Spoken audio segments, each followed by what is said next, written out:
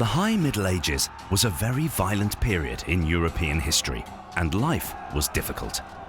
Kings fought for power and land. So did the Pope and the Holy Roman Emperor.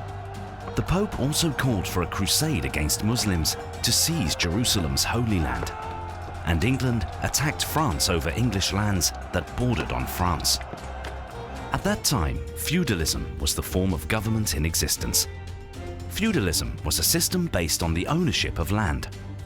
There were 4 levels of the feudal system. At the top you had the king. The king controlled the land and ruled the kingdom. Below the kings were the nobles. Nobles were given land and castles by the king. Then there were knights. Knights were given land by the nobles. Knights and nobles worked together to manage the land for the king. Villages and farms would form around the castles. The land was worked by peasants.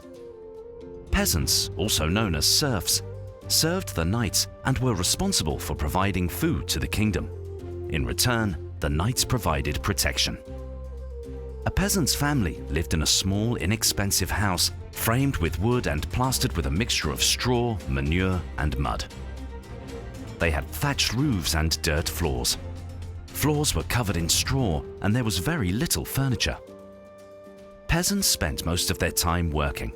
Their day started at around 3 in the morning. They cut and cured grass for hay.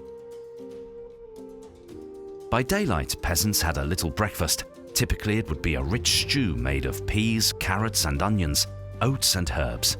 It was called potage. Then it was back to work. Like their husbands, peasant women also started their workdays at 3 a.m. Women prepared meals, wove fabric, and made clothes of rough wool or linen, among other activities. Women also gathered herbs and berries.